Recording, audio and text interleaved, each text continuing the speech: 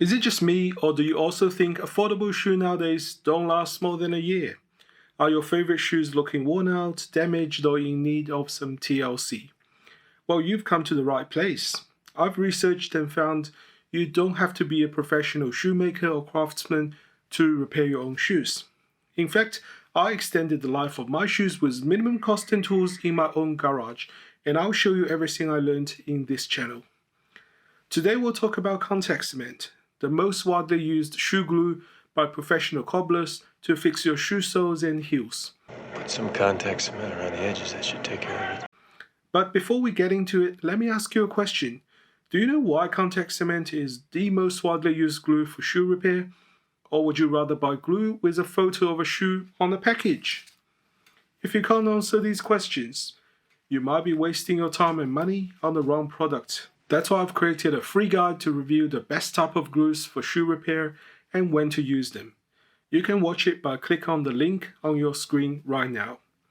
Trust me, this guide will save you a lot of hassle and frustration in the future.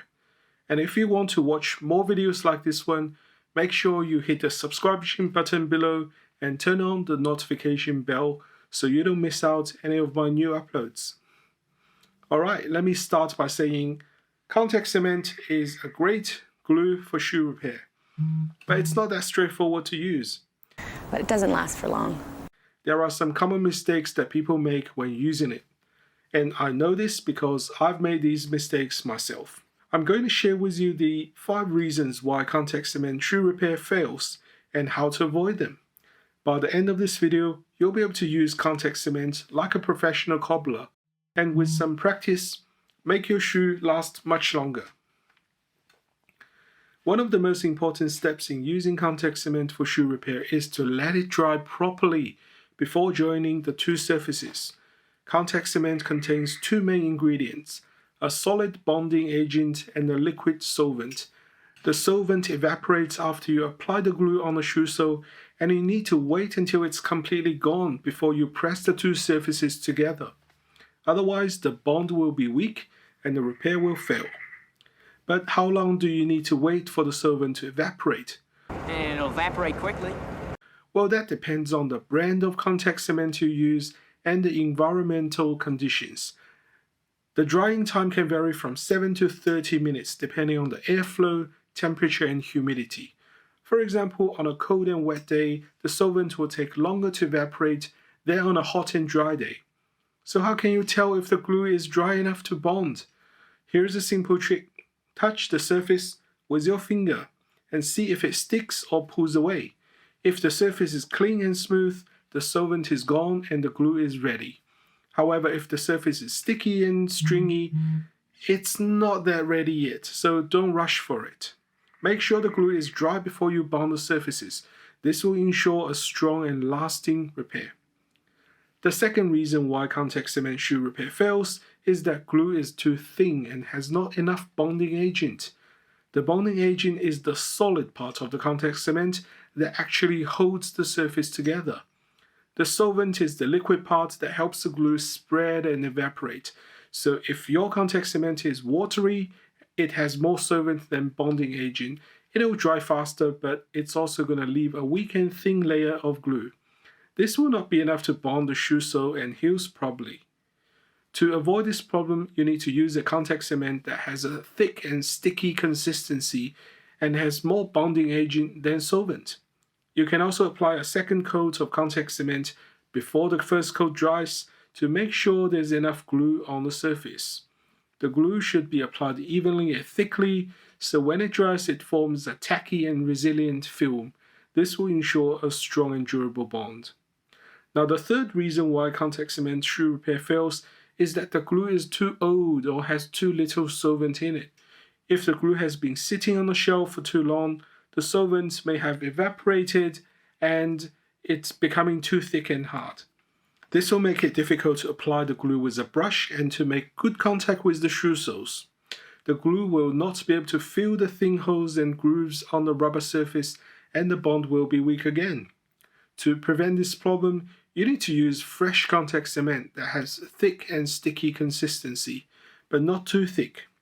You can also try to thin the glue with a paint thinner. if the glue has not completely dried, that is. However, this may affect the quality and performance of the glue, so it's better to use new glue if possible. Another tip is to buy small cans of contact cement instead of big ones. This way you can use up the glue faster and keep other cans unopened and fresh. The fourth reason why contact cement shoe repair fails is that the surface is not prepared properly. Contact cement works best when the surface is clean and rough, so that glue can adhere well and form a strong bond. If the surface is dirty, oily, or smooth, the glue will not stick and repair will fail. To prepare the surface, you need to do different things depending on the material. For rubber surfaces such as shoe soles, you need to clean them with methylated spirit and score them with a rasp or file. This will remove any dirt or grease and create deep grooves on the rubber, which will increase the contact area for the glue. You can also use a cheap rasp like this one, which is basically a barbed wire wrapped around the stick. Press it hard against the rubber and make sure you cover the whole surface. For leather surfaces, such as shoe heels, you need to sand them with a 400 grit sandpaper and remove the top layer of the leather. This will expose the fiber inside and make them more absorbent for the glue. You don't need to score the leather as it's already porous enough. You can use a fine sandpaper like this one and sand the surface lightly and evenly. After preparing the surface, you need to apply at least 2 coats of contact cement for a good bond. The first coat will soak into the surface and create a base layer, and the second coat will create a tacky layer that will bond with the other surface. Make sure you let the glue dry properly between each coat and before joining the surfaces. The last reason why contact cement shoe repair fails is that pressure is not applied properly.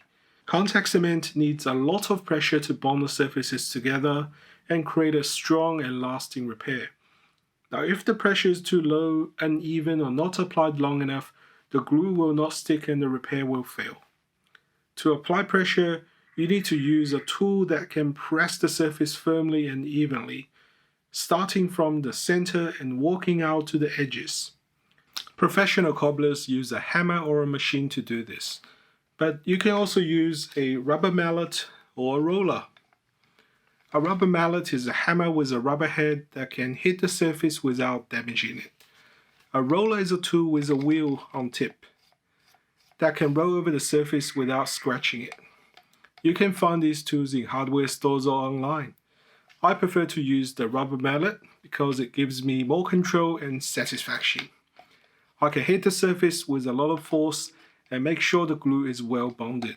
However, you need to be careful not to damage the upper part of the shoe when you hammer the soles. You can use metal anvil or a piece of wood to protect the upper part and to provide a solid base for the hammering. A roller is a good alternative if you don't have a rubber mallet or a metal anvil. A roller can apply pressure more gently and smoothly without harming the rest of the soles. You can use a roller to press the surface from center to the edge and to make sure there are no air bubbles or gaps between the surfaces. A roller can also be used for curved or irregular surfaces that are hard to reach with a hammer. Now, whichever tool you use, make sure you apply enough pressure for enough time. I hope you learned something useful and enjoyed the process.